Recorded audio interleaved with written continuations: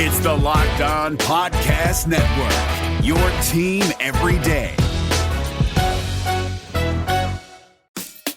This episode is brought to you by Roundup Ready to Use Weed and Grass Killer. It's got the Sure Shot wand, which extends 2 feet to reduce bending over. And its protective shield fits over the weed to help contain the spray. It kills existing weeds to the root so they don't come back. Which means instead of thinking about weeds, you can think about whatever you want to think about. Like unicycles, or barbecue spare ribs. Or what goes through a person's mind when they look at a newborn baby and decide to name it Chester. The Roundup brand.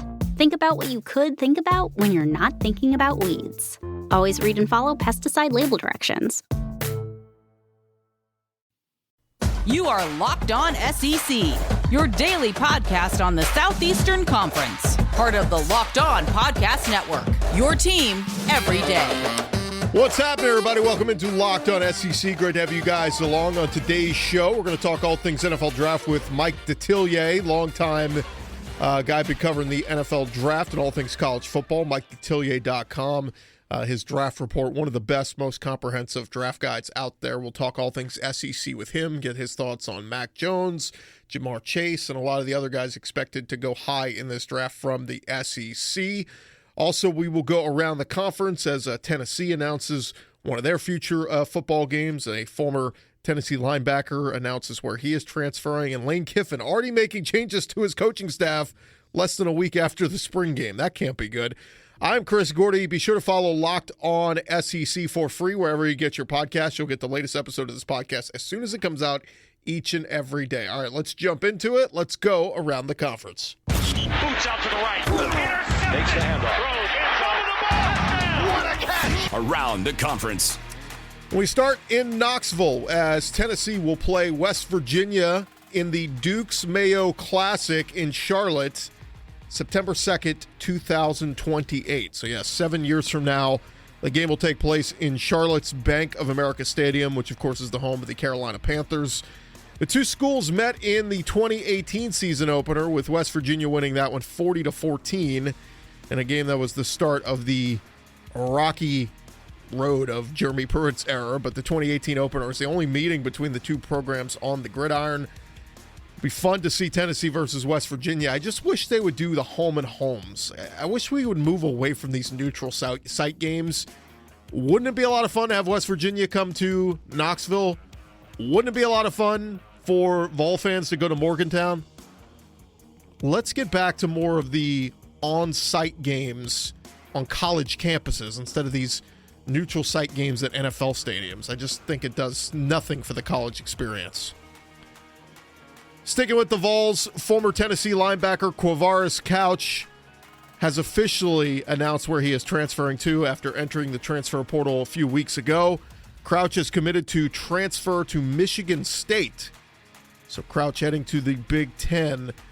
He started 10 games last year as a sophomore for the Vols. In his first 2 years with Tennessee, totaled 85 tackles, 1/2 sack, and 2 forced fumbles.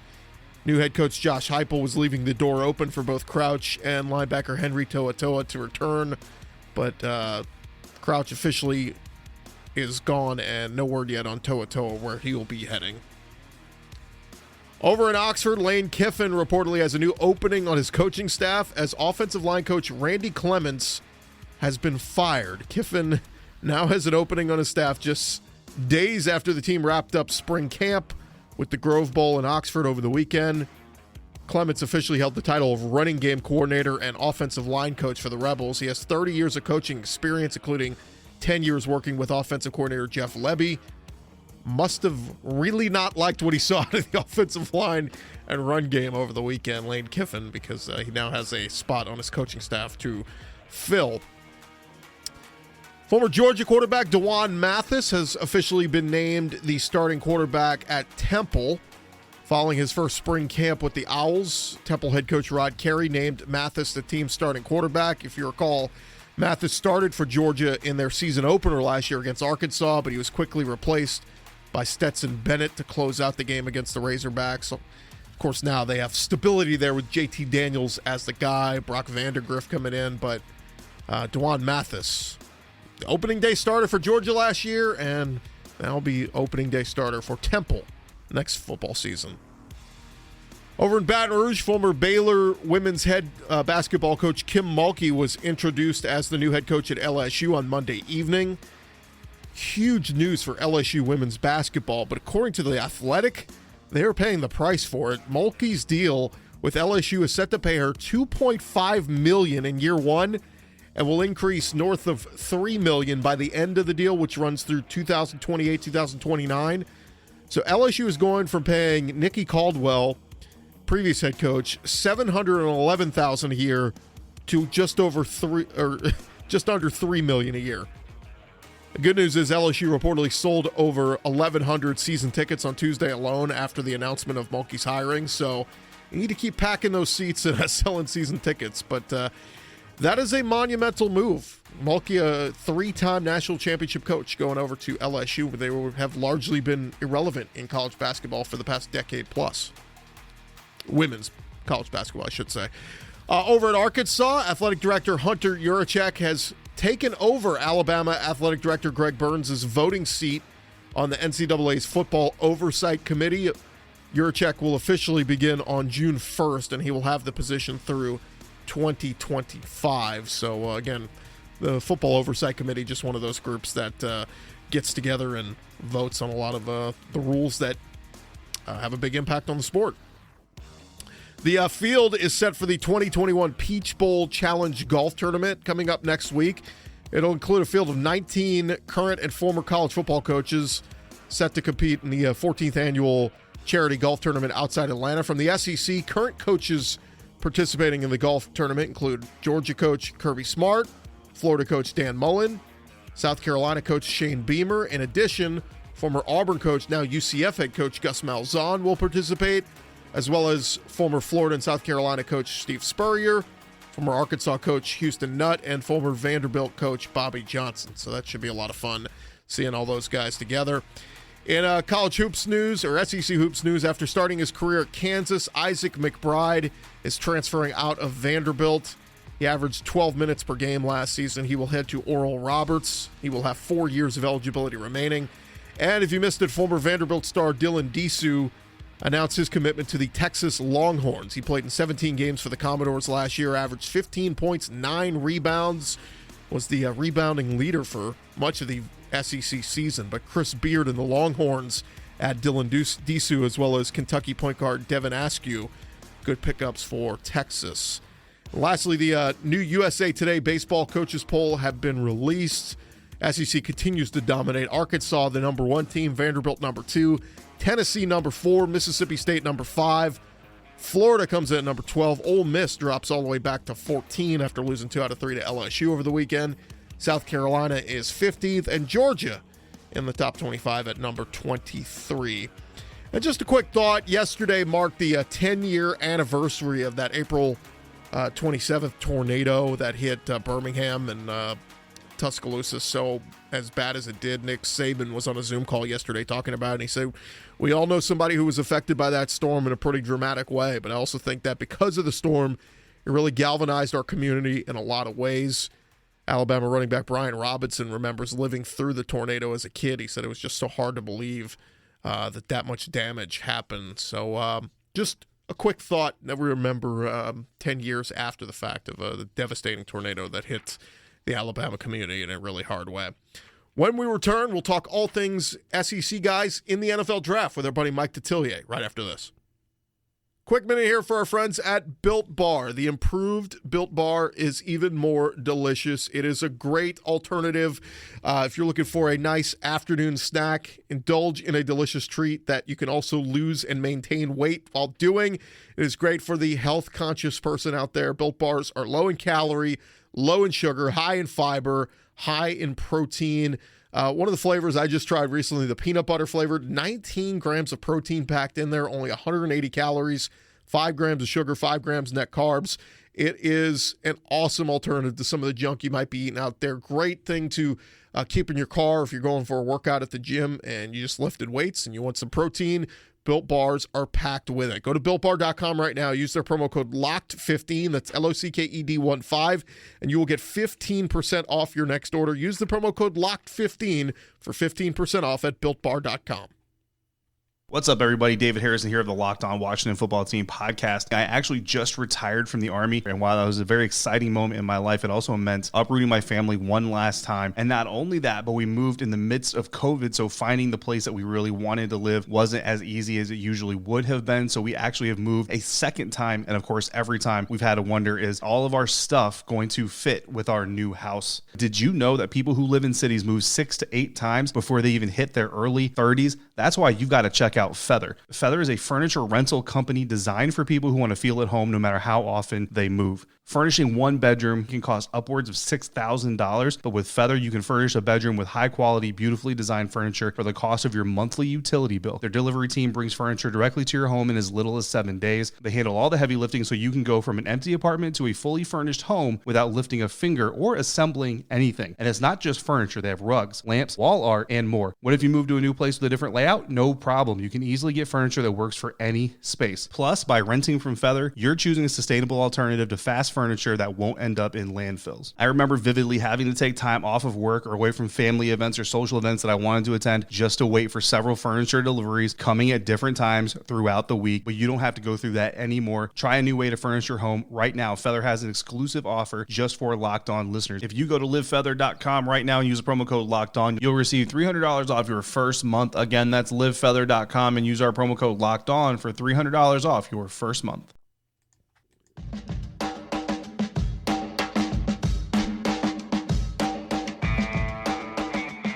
Hey, get all the sports news you need in under 20 minutes with the Locked On Today podcast. Host Peter Bukowski updates you on the latest news in every major sport with the help of our local experts. Follow the Locked On Today podcast on the Odyssey app or wherever you get your podcasts.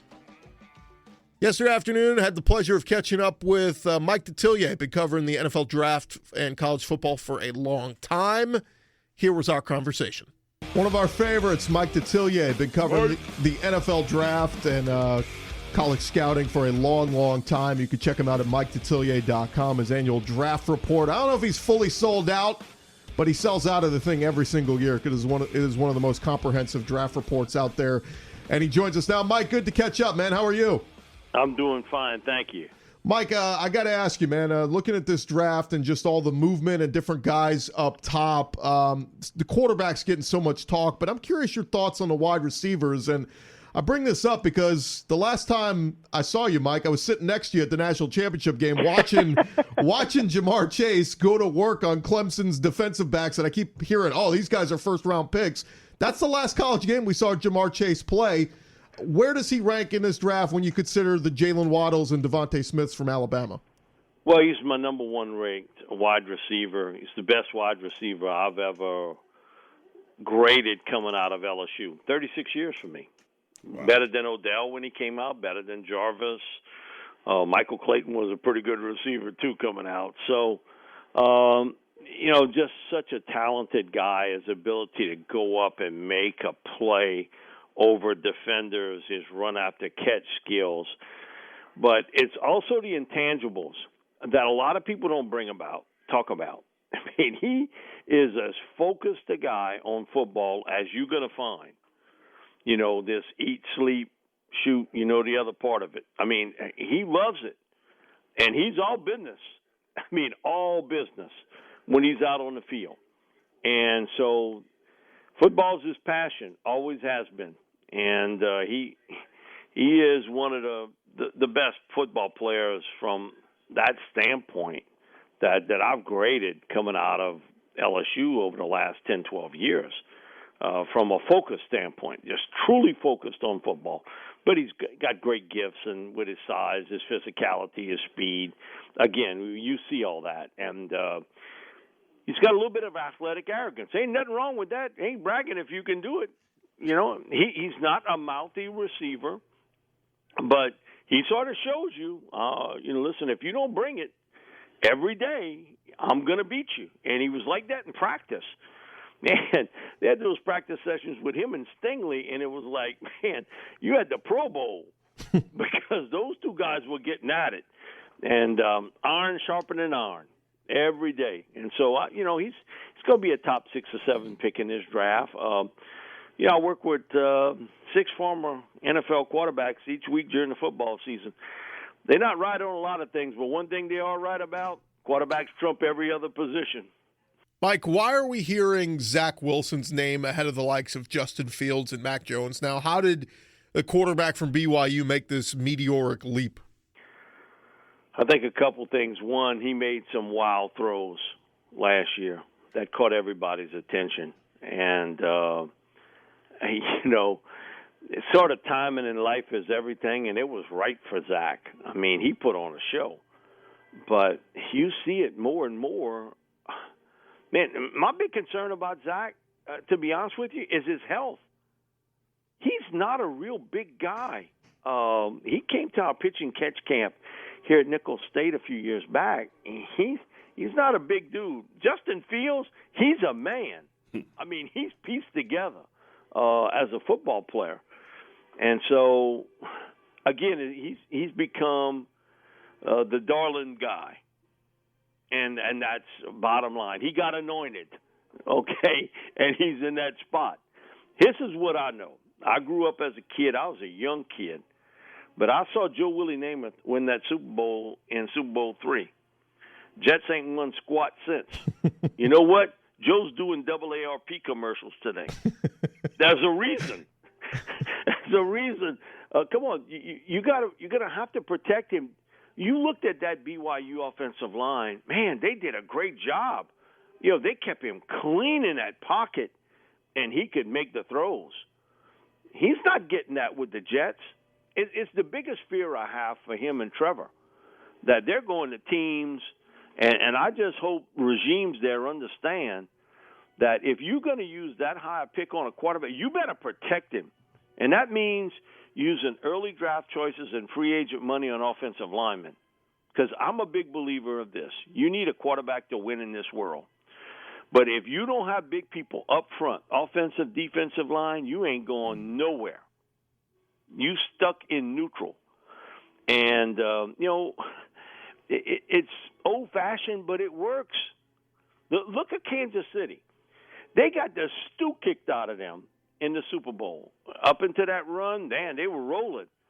But they physically got beat up by the Tampa Bay Buccaneers. If this was a fight, they'd have stopped it after the second round. And so what have they done in the offseason? Trades, free agency for offensive linemen. Man, we're not getting put in this spot again. That's not happening. No, Andy Reid's smart enough to understand that if you don't protect that star, you're not going to where you've been the last 2 years, and that's Super Bowl Sunday. So my big fear for Lawrence and Wilson is that, but I do know one thing. Justin Fields, and I see it every year, and this is not like happened yesterday. There's a guy that gets the mud slung on him. And this year, it's Justin Fields. Unjustly.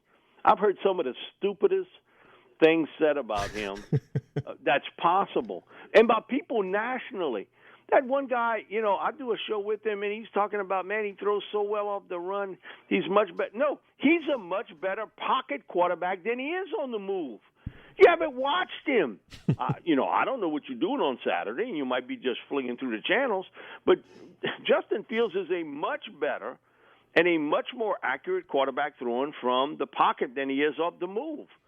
Does he have the skills to run around? Yes, he does. He's an athlete, and he is no small man, but he's just getting butchered by agents who are feeding these national guys information that's totally untrue.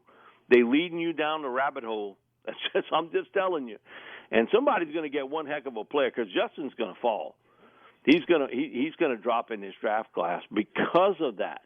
But I've seen it every year. It's the same way. 2 or 3 guys get targeted, and mostly because it's injuries.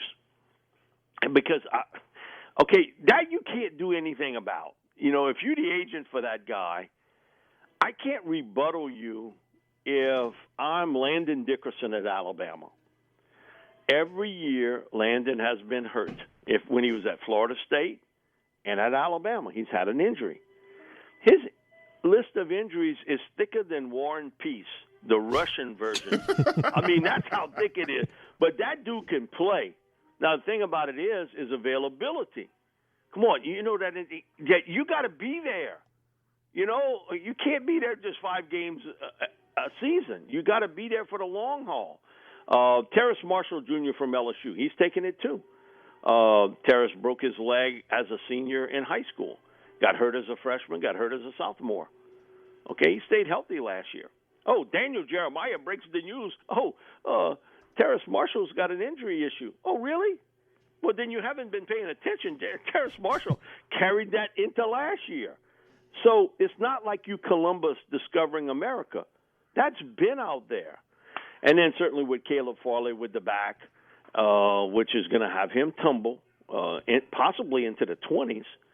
And Jalen Phillips, who I think is the best natural pass rusher of all the guys in this draft class.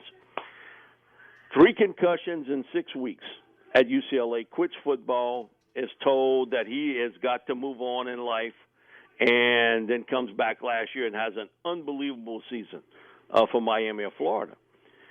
10 years ago, guys, would we be talking about a guy with concussions? No. Oh. But today, it's a different world of how they look at it. And where those guys sort of swing, because that part, I have seen it, that guys with injuries, they take a little tumble. And some of them take a real big tumble. And Farley, if he was healthy, he'd be in the top 12, 13 picks in this draft. But because of that back injury, and we all know people who've had them, fortunately for me, I haven't.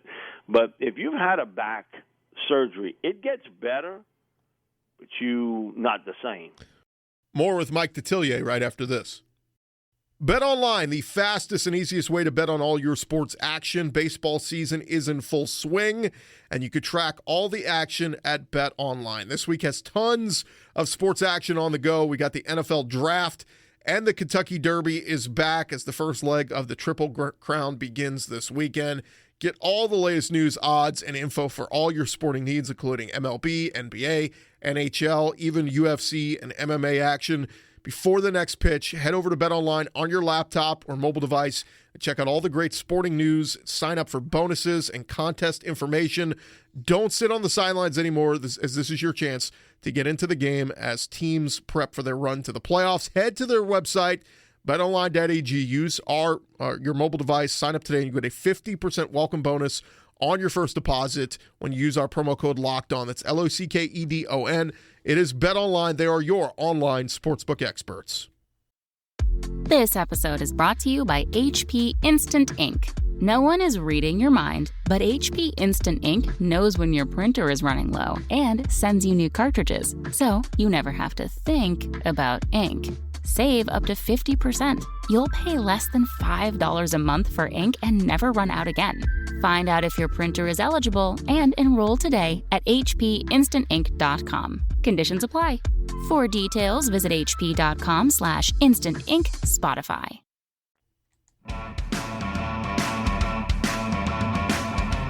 Hey, tomorrow, the Locked On Podcast Network is partnering with the Draft Network to cover the NFL Draft live. Get insight and analysis from Locked On local experts and the Draft Network's national experts.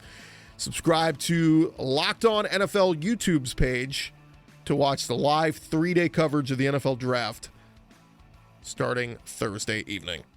Continue our conversation with Mike Detillier. Mike, let me ask you on a couple of the other quarterbacks, a quick thought on Mac Jones, how he's seen this meteoric rise since the end of the season, but also a couple other SEC guys that could go in the middle rounds. Kyle Trask from Florida, obviously, and Kellen Mond from Texas A&M. Okay, with Mac, he came to our quarterback camp here. He was entering his senior season. He was from Kentucky. At that time, he was verbally committed to Kentucky. And then Nick came calling, and we all know where that went. Hey, you come to Alabama, and Nick sold him on it. And I've said this before.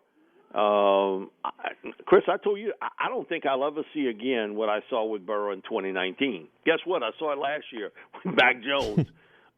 It was unbelievable. I mean, how accurate he is. He's got quick twitch memory skills. He knows where to put the football, and he's smart. He's a better athlete than people give him credit for. I always worry about a non-movement guy. And he's a sway guy. He kind of sways a little left, a little right, because you know what? Those guys get hit in the NFL. And you ain't Al Bundy, and this ain't Polk High. They playing for keeps. So my comp with him would be Jimmy Garoppolo. That's who he sort of reminds me of, and that's who he's going to take the place with, most likely. If it were me, I wouldn't go that route. I'd go Trey Lance. I just think of all the quarterbacks, he has got the biggest upside of all of them. And, he's got some genetics, too. His dad actually played for my neighbor, Joe Clark, with the London Monarchs. So we have a little connection along the line there. Kyle, a big raw-boned kid, can really throw the football, can make all the NFL throws. He's accurate. He's smart. He's a leader.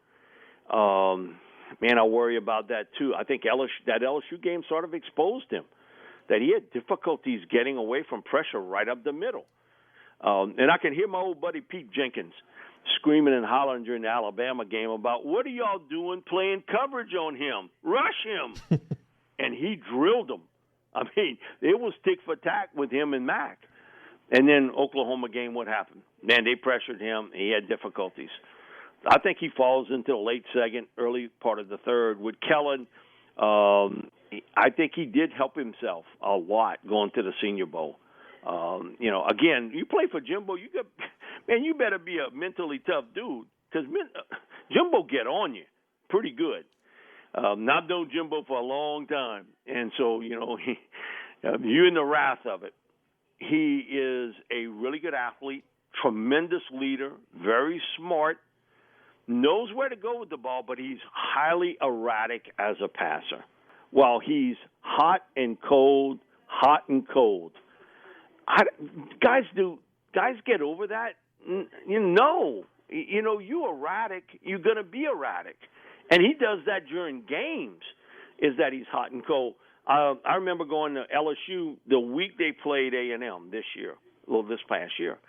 And I was asking Coach Owen about Mon. He was like, man, I ain't too afraid about Mon. We played him before. Man, it's Isaiah Spiller. That's the guy. If we don't stop him, we in trouble. Who beats him? Spiller. I mean, Spiller just went off on him. So I think he's, again, similar to Trask. You looking at a late second, early third-round pick with him. Two tough guys, two smart guys. With Trask, it's mobility. With Mond, it's an erratic nature throwing the football. Mike, Atlanta at the 4th pick. I've seen a lot of mocks have them taking Kyle Pitts, the Florida tight end there. But is there a chance Atlanta could maybe trade back there, or would they just fall in love with Pitts? I think they'd like to trade back, but I don't think they want to go too far back. If they keep that 4th pick, Kyle Pitts would be difficult to pass. He would really be difficult to pass. And so if there's a team looking to move up, if it's for Pitts or if it's for, let's say they go with Mac Jones at 3, I think there would be a lot of interest in Trey Lance at 4. I think that would be a target spot. But I think Atlanta doesn't want to go too far back, because their main problem is on defense, and I think they want a shot at least one of the top defenders. If it's Surtain, if it's J.C. Horn, Micah Parsons. So you don't want to peel back that far, because you can see probably 9 of the top 10 picks are going to be on offense. And then you may have a little run on the defensive side, especially at the cornerback position. He is the one and only Mike Detillier. Of course, you can follow him on Twitter at Mike Detillier and his website, MikeDetillier.com, for his annual draft report. Mike, you're the best, man. Thanks so much for the time. Thanks a lot, guys. Y'all take care. All right, that is going to do it for this edition of Locked On SEC. My thanks so much to Mike Detillier. Been covering the NFL draft for quite a long time and all things college football. His draft guide is really, really good. Tomorrow's show, Draft Day, we will talk with Tony Pauline, another longtime NFL draft expert. We'll get his thoughts on the guys from the SEC in this year's draft. All that coming your way tomorrow on Locked On SEC. We'll talk to you guys then.